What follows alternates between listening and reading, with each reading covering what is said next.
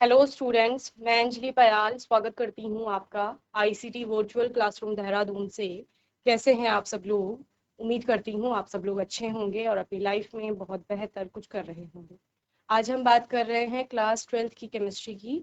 और जैसे कि आप लोग जानते हैं, प्रीवियस ईयर्स के क्वेश्चन पेपर हम लोग सॉल्व कर रहे हैं, जिनमें कि हम अलग अलग प्रश्न ला रहे हैं।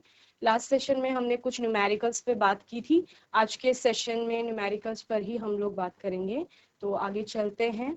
चलिए, कुछ एक क्वेश्चन मैंने आपको न्यूमेरिकल में होमवर्क के लिए भी दिया था। लास्ट सेशन में हमने द्रव्यमान प्रतिशत की बात की थी। मास परसेंटेज जिसे कहा जाता है, बेसिकली हम प्रतिशत की गणना कर रहे हैं। जैसे हम अपने टोटल नंबर्स का या मैक्सिमम जो अब हमारे मार्क्स होते हैं, वो 10 मार्क्स या पर्टिकुलर किसी सब्जेक्ट में मार्क्स हम लोग देखते हैं, उनका परसेंटेज जैसे हम निकालते हैं, उसी प्रकार से यहाँ पर प्रतिशत की ही गणना करनी है। बस आपको ध्यान रखना है कि हमने द्रव्यमान के प्रतिशत की गणना करनी है, ठीक है ना। द्रव्यमान के प्रतिशत में यहाँ पर आप लोगों को सबसे पहले द्रव्यमान चाहिए, ठीक है ना। किस किस का द्रव्यमान, चूंकि हम विलयन की यहाँ पर बात कर रहे हैं, तो विलयन में आपके जो जो कंपोनेंट्स होंगे, बेसिकली आप दो कंपोनेंट्स की बात करते हैं। एक आपका विलेय होता है और दूसरा होता है आपका विलायक, ठीक है ना। तो विलेय और विलायक का हमें द्रव्यमान चाहिए। और फिर हम क्या करेंगे, जिसका भी हमें द्रव्यमान प्रतिशत कैलकुलेट करना है, चाहे हमें विलेय का करना है या फिर विलायक का करना है, उन दोनों के द्रव्यमान को हम विभाजित करेंगे पूरे विलियन के द्रव्यमान से और गुणा कर देंगे 100 से। तो ये हमारा क्या बताएगा, द्रव्यमान प्रतिशत बताएगा उस पर्टिकुलर कंपोनेंट का। ओके, जैसे आप लोगों ने यहाँ पर लास्ट सेशन में जीआईसी कोट्याल गांव से आनंद ने और साहिल ने बहुत अच्छे से एक्सप्लेन किया था कि विलेय का द्रव्यमान प्रतिशत होता है विलेय का द्रव्यमान बटे विलियन का द्रव्यमान गुणा 100, ठीक है ना। और विलायक का द्रव्यमान प्रतिशत जब हम कैलकुलेट करते हैं, तो वो होता है विलायक का द्रव्यमान बटे विलियन का द्रव्यमान गुणा 100। तो इन फॉर्मूले से हम क्या करते हैं, हम द्रव्यमान प्रतिशत की गणना कर लेते हैं, ठीक है ना। नेक्स्ट आपका था आयतन प्रतिशत या वॉल्यूम परसेंटेज जिसे कहा जाता है, जहां पर सेम वही जैसे हमने द्रव्यमान प्रतिशत में द्रव्यमान लिया, यहाँ पर हम उन कंपोनेंट्स का क्या लेंगे, आयतन लेंगे। तो विलेय का अगर आयतन प्रतिशत निकालना होगा, तो विलेय का आयतन बटे विलियन का आयतन गुणा 100 हम करते हैं, ठीक है ना। वहीं पर अगर विलायक का आयतन प्रतिशत निकालना है, तो विलायक का आयतन बटे विलियन का आयतन गुणा 100 हम करेंगे। तो इससे हमें क्या पता चल जाएगा, विलायक का आयतन प्रतिशत पता चल जाएगा। ओके, चलिए, ये न्यूमेरिकल था आपका। If 22 gram of benzene is dissolve in 122 gram of carbon tetrachloride, determine the mass percentage of carbon tetrachloride and benzene, ठीक है ना। यहाँ पर बेंजीन का द्रव्यमान, कार्बन टेट्राक्लोराइड का द्रव्यमान दिया गया है और आपको क्या करना है, दोनों के द्रव्यमान प्रतिशत की गणना करनी है, ठीक है ना। तो बेंजीन का द्रव्यमान 22 ग्राम, बेंजीन कार्बन टेट्राक्लोराइड का द्रव्यमान 122 ग्राम, ठीक है। तो बेंजीन का द्रव्यमान प्रतिशत निकाल लेंगे कैसे, बेंजीन का द्रव्यमान बटे बेंजीन धन कार्बन टेट्राक्लोराइड का द्रव्यमान, ठीक है ना। ऐसा क्यों किया, क्योंकि हमें चाहिए होता है पूरे विलियन का द्रव्यमान। विलियन किस किस से मिलकर के बना है, बेंजीन और आपका कार्बन टेट्राक्लोराइड से मिलकर के बना हुआ है, ठीक है। तो दोनों के द्रव्यमानों का योग हम लेंगे, उससे हम विभाजित करेंगे बेंजीन के द्रव्यमान को, तो हमें बेंजीन का द्रव्यमान प्रतिशत ज्ञात हो जाएगा, ठीक है ना।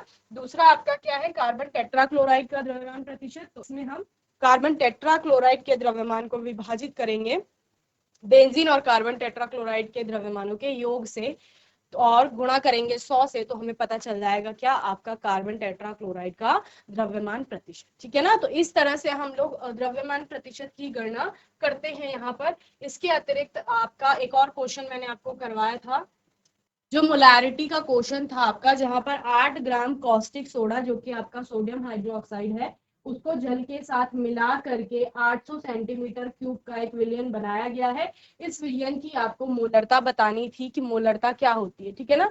तो हमें लास्ट सेशन में बहुत अच्छे से मोलरता के बारे में बताया था आजाद ने और मयंक ने, कि जो मोलरता होती है वो क्या होती है, विलेय के मोलों की संख्या को अगर विभाजित कर देते हैं हम लोग, इससे विलियन के आयतन से, जो कि लीटर में लिया जाता है, तो वो हो जाती है पूरे विलियन की मोलरता। क्या कहा मैंने, अगर विलेय की मोलों की संख्या को हम विभाजित कर देंगे विलयन के आयतन से, जो आयतन लीटर में लिया गया हो, तो हमें विलयन की मोलरता का ज्ञान हो जाता है। ठीक है, कि विलयन की मोलरता क्या होगी।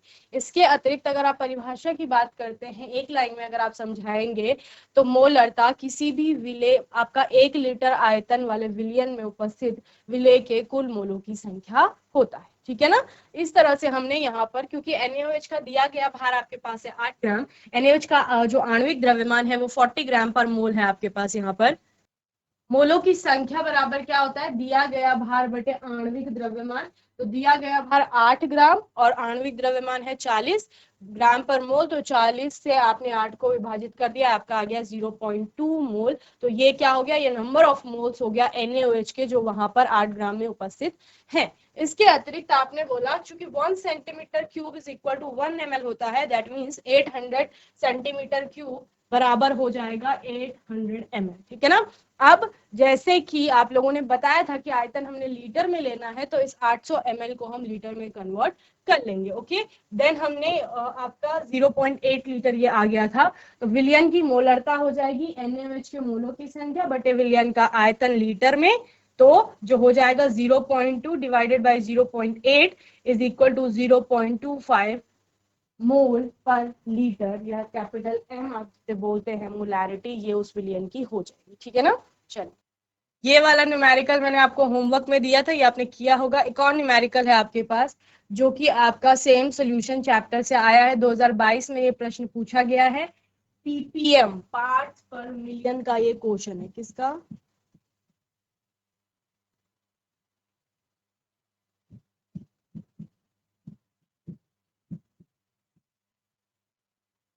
कॉन्सेंट्रेशन को आप बताते हैं पार्ट्स पर मिलियन में। ठीक है ना।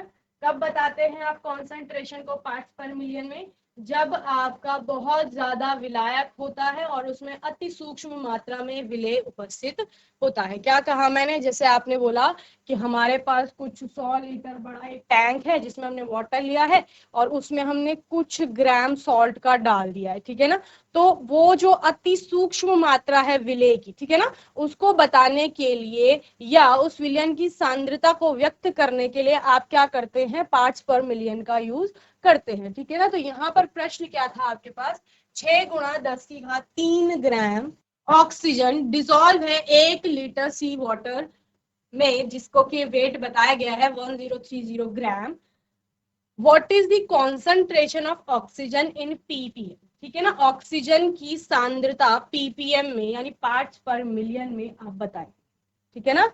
इससे क्या समझ में आता है आपको, देखो, अगर आप थोड़ी सी मात्रा ले रहे हो किसी चीज की, तो उस थोड़ी सी मात्रा में आप कह रहे हो अति सूक्ष्म मात्रा में विलय वहां पर उपस्थित है। विलयन की आपने थोड़ी सी मात्रा ली, उसमें अति सूक्ष्म मात्रा में विलय उपस्थित है, तो आप उसको व्यक्त नहीं कर पाएंगे। ठीक है ना, क्योंकि बहुत कम है विलय, इसलिए आप पार्ट्स पर मिलियन में, मिलियन पार्ट्स में आप बता रहे हो कि वहां पर कितनी सांद्रता होगी आपके ऑक्सीजन की। ठीक है ना। तो इसको हमने करना है, हमें पार्ट्स पर मिलियन का फॉर्मूला आप सभी को पता है क्या होता है, कि जो भी आपके अवयव के भागों की संख्या होती है वहां पर, उसमें उसको क्या करते हैं आप, विलयन के उपस्थित सभी अवयवों के कुल भागों की संख्या से विभाजित कर देते हैं, और मिलियन का मतलब है 10⁻6, तो उससे आप क्या कर देते हैं, गुणा कर देते हैं। ठीक है ना। तो फॉर्मूला लिख लेंगे पहले, ppm या पार्ट्स प्रति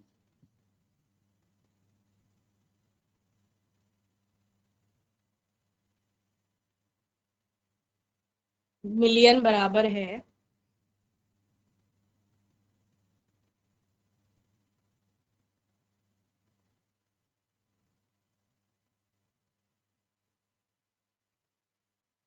अवयव के भागों की संख्या बटे विलयन में उपस्थित कुल भागों की संख्या। ठीक है ना,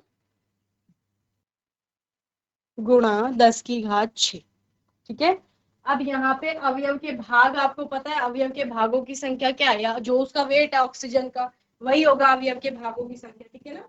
अवयव यानी विलेय की बात कर रहे हैं। ठीक है, विलेय का भार, यानी ऑक्सीजन का जो भार है यहाँ पर, वो है 6 गुणा 10⁻³ ग्राम। ठीक है। यहाँ पर 1 लीटर सी वाटर की बात की गई है। तो 1 लीटर सी वाटर का मतलब क्या है, 1 लीटर आयतन आपने समुद्री जल का लिया है। उस 1 लीटर आयतन में अगर आप उसका वेट निकालना चाहें तो आपको पता है यहाँ पर घनत्व बराबर होता है द्रव्यमान बटे आयतन। यही होता है घनत्व बराबर द्रव्यमान बटे आयतन। अगर द्रव्यमान निकालना होगा तो द्रव्यमान बराबर क्या हो जाएगा, आयतन गुणा घनत्व हो जाएगा। ठीक है ना। तो आयतन यहाँ पर आपको पता है 1 लीटर होता है, घनत्व होता है 1.03, आप बताते हैं डेंसिटी को, तो उससे मल्टीप्लाई कर लेंगे तो इतना ही आ जाएगा, ग्राम में आपका मास 1030 ग्राम। ठीक है ना। तो ये आपने यहाँ पर ग्राम में क्या बता दिया, भार बता दिया है किसका, जो आपका टोटल विलियन में उपस्थित कुल भागों की संख्या की जो आप बात कर रहे हैं ना, उसका मतलब है विलियन का जो कुल द्रव्यमान वहां पर है। ठीक है ना। तो आप यहाँ पर लिख सकते हैं विलियन का द्रव्यमान या समुद्री जल का भार जिसे आप कह रहे हो। ठीक है। अब आपको क्या करना है, इसको विभाजित करना है इससे और गुणा कर देना 10 की घात 6 से। ठीक है। 6 गुणा 10⁻³ अपॉन 1030 ग्राम इंटू 10⁻6। ठीक है। इसको कैलकुलेट कर लेंगे, जो आपका आंसर आएगा वो पीपीएम में सांद्रता होगी। ठीक है। तो यहाँ आपका ये क्या हो जाएगा, -3, 3 से यहाँ 3 कैंसिल हो जाएंगे, 10⁻³ रह जाएगा आपके पास। उसके बाद 6 इंटू 10⁻³ अपॉन 1030। यहाँ एक और कैंसिल हो गया तो क्या बचा ये, 6 इंटू 10⁻² डिवाइडेड बाय 103, और you can say 600 divided by 103। ठीक है ना। तो 5.7 समथिंग 5.8 के आसपास आपका आंसर आ जाएगा। ओके। तो ये क्या हो जाएगी, पीपीएम में आपकी सांद्रता हो जाएगी। क्लियर है। चलिए नोट करेंगे जल्दी से। चलिए, प्रथम कोटि की अभिक्रिया जिसके लिए rate constant 1.15 into 10⁻³ second inverse की वैल्यू दी गई है। How long will 5 gram of this reactant take to reduce to 3 gram. 5 gram अभिकारक जो आपका है वो रिड्यूस होकर के 3 ग्राम हो जाएगा, और ये होने में कितना समय लगेगा वो समय को आपने कैलकुलेट करना है। ठीक है ना। तो रेट कांस्टेंट के की वैल्यू आपकी होती है 2.303 upon T log R, 0 upon R होती है। तो टी को आप इस साइड लेंगे, क्यों, क्योंकि हमें टाइम की ही गणना करनी है। तो रेट कांस्टेंट की वैल्यू तो आपको दी गई है, तो उसके लिए आप फॉर्मूला लगा लेंगे। पहले यहाँ पर लिख लेंगे, दिया गया है, क्या क्या दिया गया है आपको, के की वैल्यू दी गई है 1.15 इंटू 10⁻³ सेकेंड इनवर्स। ठीक है ना। और प्रारंभिक सांद्रता जो है आपकी, ठीक है ना, प्रारंभिक सांद्रता R0 सपोज हम कह रहे हैं तो दैट इज 5 ग्राम। ठीक है। और जो बाद में आपकी सांद्रता है 8, वो 3 ग्राम रह जाती है। निकालना क्या है आपको, टी निकालना है, टाइम कि कितने टाइम में ये आपका हो। ठीक है। चलिए, तो यहाँ पर फॉर्मूला है आपका T is equal to 2.303 upon K log R0 upon R। ठीक है। इस फॉर्मूले में आपको वैल्यू पुट करनी थी, होमवर्क में किया होगा ये क्वेश्चन आपने। तो क्या हो जाएगा आपका 2.303 अपॉन 1.15 10⁻³ यही है ना वैल्यू। ठीक है। Then log 5/3। ठीक है। अब निकाल लीजिए log 5/3 का मतलब क्या है, log 5 माइनस log 3 आप कर देंगे। ठीक है। चलिए क्या करेंगे, 2.303 upon 1.15 into 10⁻³ log 5 minus log 3। ठीक है ना। log 5 की और log 3 की वैल्यू आप लिख देंगे। लॉग टेबल आपको मिल जाती है एग्जाम में। log 5 0.6979 और log 3 की वैल्यू भी लिख लेंगे 0.4447। ओके, इस तरह से आती है तो 477 आप लोग लिख लेंगे। तो ये वैल्यू आपको यहाँ पुट करनी है, तो क्या हो जाएगा 2.303 अपॉन 1.15 इंटू 10⁻³ इंटू 0.6979 माइनस 0.477। ठीक है, ये कर देंगे 2.303 अपॉन 1.15 इंटू 10⁻³ इंटू इसको इसमें से माइनस करेंगे तो 0.2219 आपका आसपास आ जाएगा, 0.2219। ठीक है, इस तरह से आप कर लेंगे इसको सॉल्व। ये आपका अप्रॉक्स आ जाएगा 0.443 सेकेंड। ओके, जो भी आंसर आएगा, क्योंकि हम लोग टी की टाइम की गणना कर रहे थे, तो यहाँ पर आंसर लिखेंगे और किसमें आएगा, सेकेंड में आंसर। ठीक है, चलिए प्रश्न लिख लेंगे आप लोग हिंदी में। एक प्रथम कोटि की अभिक्रिया के, कोटि लिखेंगे। ठीक है, इस प्रकार लिखा जाता है कोटि की अभिक्रिया के लिए वेग स्थिरांक, ठीक है, कितना है 1.15 इंटू 10⁻³ सेकेंड इनवर्स है। अभिकारक की 5 ग्राम मात्रा को घटकर 3 ग्राम होने में कितना समय लगेगा। ठीक है, ये आपका प्रश्न है। तो दिया गया क्या क्या है, के क्या हो गया, वेग स्थिरांक हो गया आपका, इसकी वैल्यू दी गई है। प्रारंभिक सांद्रता आपको दी गई है, बाद में जो सांद्रता हो गई वो भी आपको दी गई है। टी यानी कि जो सांद्रता घट रही है आपकी, उसमें घटने में उसको कितना समय लग रहा है, उस टी की वैल्यू आपको निकालनी। नोट करो जल्दी से, तो सॉल्व कर लेंगे आप लोग। ये आपका 0.44 इंटू 10⁻³ 444 सेकेंड के आसपास इसका आंसर आपका आएगा। ओके, चलिए नेक्स्ट क्वेश्चन है आपका 45 gram of ethylene glycol is mixed with 600 gram of water. Calculate the freezing point depression, the freezing point of the solution. ठीक है, एक तो आपने देखना है हिमांक में अवनमन कितना हो रहा है, और दूसरा कि आपका हिमांक है कितना उस विलयन का, ये आपको निकालना है। ठीक है ना, तो हिमांक में अवनमन हमने बहुत अच्छे से समझा था चैप्टर में, तो इसी का ये न्यूमेरिकल। चलिए, आपको पता है डिप्रेशन इन फ्रीजिंग पॉइंट होता क्या है, क्या निकालना है आपको, आपको निकालना है हिमांक में अवनमन।